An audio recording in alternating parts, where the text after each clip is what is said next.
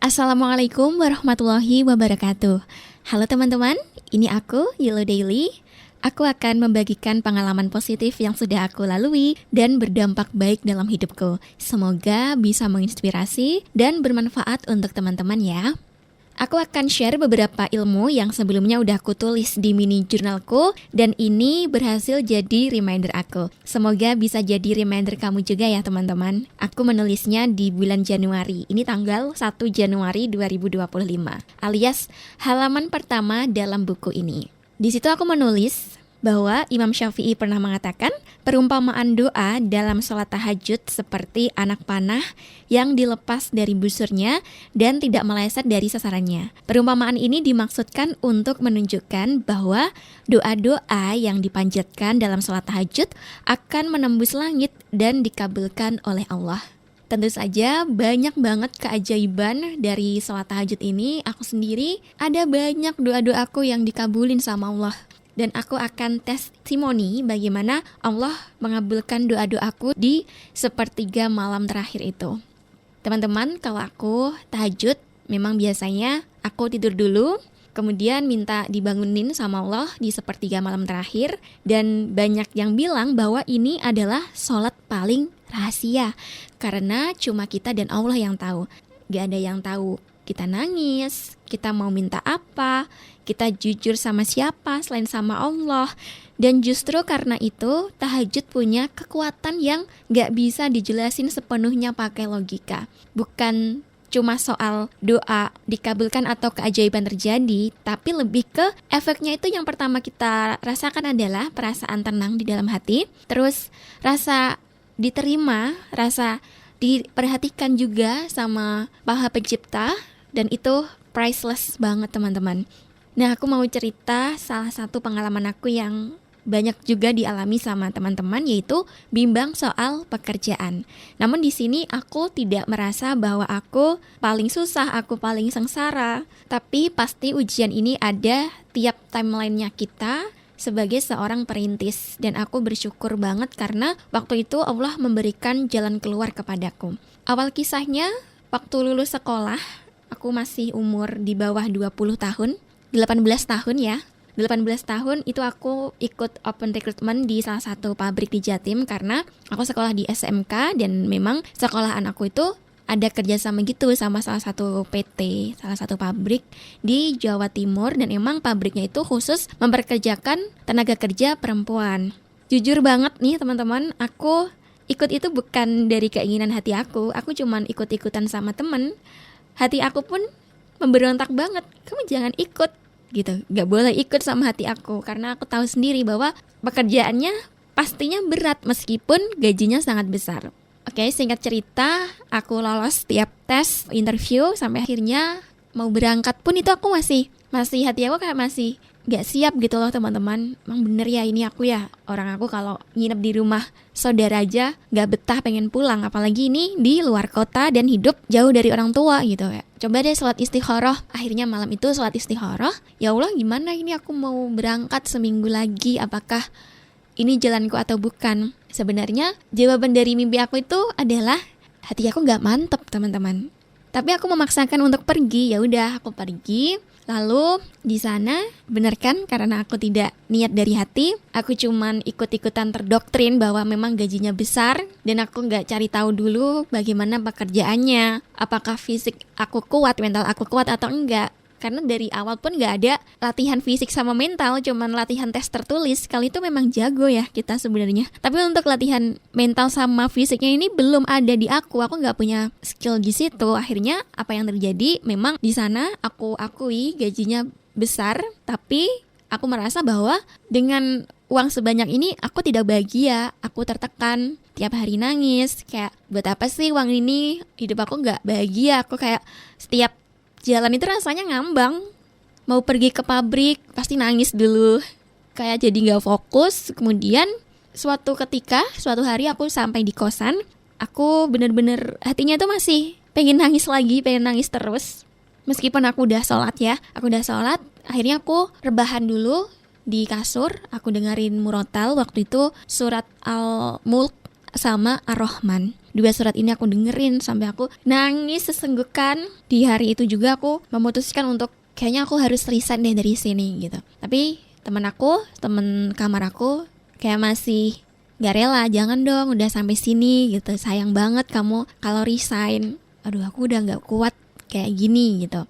Akhirnya aku buka laptop, karena aku waktu itu bawa laptop. Aku buka website lowongan kerja di daerah aku, di kampung halaman aku. Ada tuh yang cocok buat aku. Dan sebenarnya tuh dari dulu, dari SMP bahkan, aku pengen banget kerja di situ. Karena aku rasa bahwa passion aku ada di sana, dan aku suka sama tempat itu.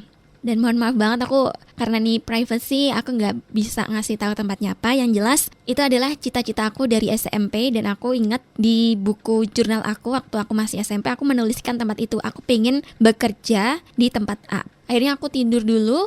Dan jam 1 malam aku bangun, aku sholat tahajud, aku minta petunjuk sama Allah.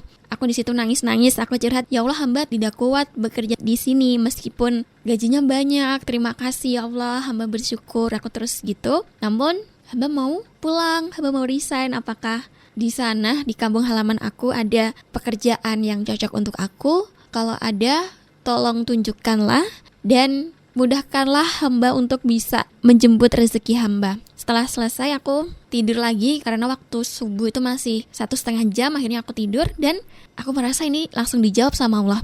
Aku mimpi aku lagi berada di depan pintu tempat tersebut. Di kantor tersebut ada ini kan, ada tulisannya gitu kan, PT apa gitu. Aku mimpi ada di situ. Jadi akhirnya pas aku bangun kayak seger lagi. Oke, fix, aku harus resign dari sini. Dan di pagi itu waktu berangkat kerja, aku bilang sama atasan aku bahwa, Bu, saya mau resign gitu. Yes, di situ aku dimarahin kayak dimotivasi ulang gitu. Yang bikin aku kehilangan motivasi untuk nggak ada di situ lagi adalah ketika aku salah, aku dimarahin habis-habisan.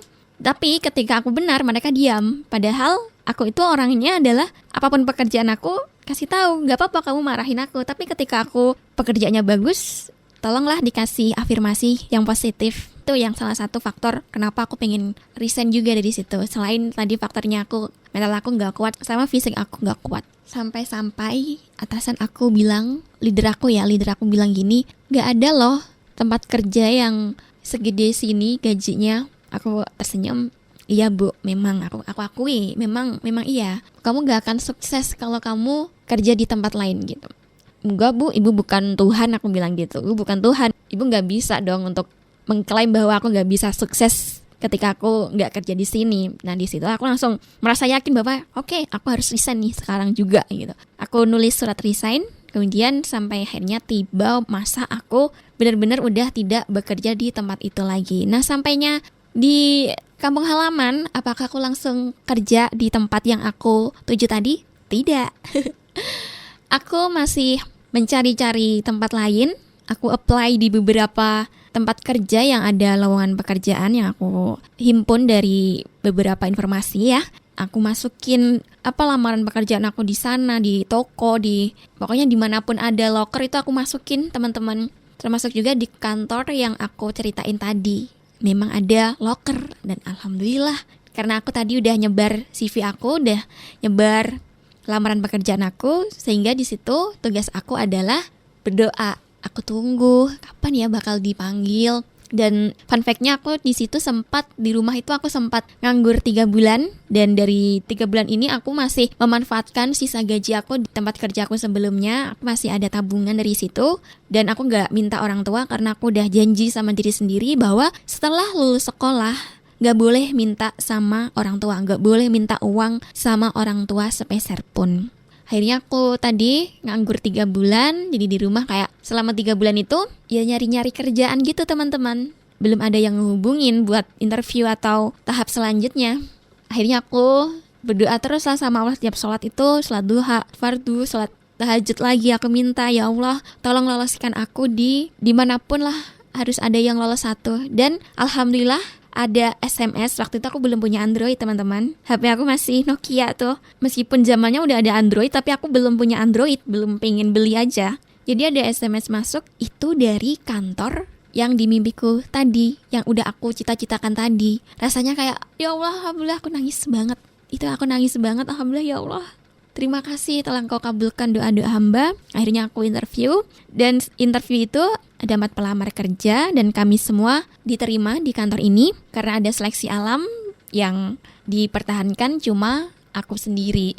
Meskipun ada juga karyawan baru ya, tapi aku rasa memang rezeki aku di sini meskipun gajinya tidak sebanyak di tempat kerja aku sebelumnya, tapi di tempat kerja ini aku merasakan bahwa rezeki barokah itu kutemukan di sini. Di video sebelumnya aku sempat menyinggung bahwa jangan pernah minta rezeki uang yang banyak, tapi mintalah yang barokah gitu. Tapi di sini aku merasakan bahwa rezeki aku barokah. Karena apa? Kalau dari segi gaji, untuk orang awam sendiri mengatakan bahwa gaji aku kecil, tapi nggak apa-apa. Karena tadi teman-teman, karena barokah itulah, dengan gaji segitu, aku di situ masih bisa ngasih orang tua, masih bisa menabung, masih bisa jajan, masih bisa sedekah, masih bisa investasi juga. Dan di sini lingkungannya sangat positif, suportif, dan bikin aku berkembang sampai sekarang. Aku ketemu sama orang-orang yang baik, yang positive vibes, yang ahli ibadah juga. Di sini banyak ustazah dan kiai yang mengajarkan aku tentang ilmu agama, dan kita itu nggak hanya berfokus pada dunia aja, akhirat juga dikejar. Jadi aku bersyukur banget bisa bekerja di sini, dan ada salah seorang motivator aku, beliau namanya Dr. Andes Arif Agung Khalili, dan udah berpulang. Kenapa aku bisa bilang bahwa almarhum adalah motivator aku? Karena beliau selalu mengapresiasi apa yang aku buat. Kalau tadi sebelumnya aku pernah ceritakan bahwa ketika aku salah aku dimarah-marahin, ketika aku melakukan pekerjaan bagus mereka diam saja. Di sini adanya almarhum Pak Khalili ini, beliau malah kebalikannya sama orang tersebut. Ketika aku salah, tidak dimarahin sama sekali. Beliau malah bilang gini, gak apa-apa, nanti coba diperbaiki ya. Aku yakin bahwa kamu bisa memperbaikinya gitu. Dan ketika aku melakukan hal yang baik, pekerjaan aku bagus, aku dipuji sampai di-share kemana-mana. Lihat ini pekerjaannya si Yellow Daily gitu, bagus ya. Ayo dibuat status WA bersama-sama gitu. Terus pernah juga aku ada pekerjaan sampingan, aku izin sama atasan aku, Pak, aku ada peluang uang jajan tambahan nih. Kalau aku ikut lomba ini aku dapat uang 300.000 sehari gitu. Ini lomba Pak, boleh nggak kalau aku izin sehari aja, tapi nanti ketika lombanya udah selesai aku bakal balik lagi ke kantor dan aku mengerjakan pekerjaan aku. Dan itu alhamdulillah diizinin dong sama atasan aku boleh ikut lomba di hari tersebut. Aku dapat juara 3 dan itu kan ada kayak semacam trofi gitu ya teman-teman. Itu aku bawa ke kantor dan dilihatlah sama almarhum Pak Khalili. Beliau langsung excited banget kan. Kamu tadi lomba apa gitu? Ini Pak, aku tadi lomba video vlog dalam rangka Hari Lingkungan Nasional, aku bilang gitu. Dapat juara 3, difoto lah. Terus dikirim di grup. Selamat ya buat Yellow Daily karena udah dapat juara 3. Di sini aku rasanya dihargai banget. Kalau ditanya, kamu gak ada niatan resign dari tempat itu? Aku pasti bakal bilang, untuk sekarang belum. Tapi aku yakin bahwa nanti kalau udah ada waktunya dan aku diizinkan sama Allah untuk pergi dari tempat itu, aku bakal pergi atas izin Allah. Karena meskipun aku bekerja di kantor ini, aku masih diberikan kebebasan sama atasan aku untuk punya side job. Jadi gaji aku gak cuma dari kantor ini aja. Dan aku merasakan keberkahan itu teman-teman. Meskipun aku sudah mendapatkan cita-cita aku, bukan berarti ujian telah berhenti. Aku masih diuji karena aku sudah menerapkan berprasangka baik sama Allah. Jadi aku ridho ketika aku diuji dan aku selalu minta, ya Allah tolong bimbing aku untuk bisa menyelesaikan ujian aku. Setelah sholat tahajud itu, aku kadang tuh keajaiban bukan dalam bentuk yang kita mau juga sih, tapi dalam bentuk yang kita butuh. Nah lewat tahajud ini aku belajar bedain 2 hal ini teman-teman. Aku tahu memang gak semua orang itu bisa atau sempat bangun malam, dan gak semua orang dalam fase spiritual yang sama. Tapi kalau kamu lagi ngerasa butuh tempat bersandar, coba deh mulai pelan-pelan. Dan ketika sebelum tidur, cobalah untuk berdoa. Kalau kamu mau sholat tahajud, misalnya gini, setelah doa tidur ya, Bismillahirrahmanirrahim itu, kamu doa, ya Allah, hamba mau sholat tahajud, tolong bangunkanlah hamba di jam 3. Terus juga kamu kalau pakai alarm tuh, kan tadi mintanya jam 3, itu jam 2 kamu alarmin, jam 2:30 kamu alarmin juga, jam 3 kamu alarmin juga. Jadi ada 3 alarm untuk bangun tahajud. Kemudian juga tidurnya jangan larut malam. Biasanya itu aku maksimal tidur jam 11, terus jam 3 bangun.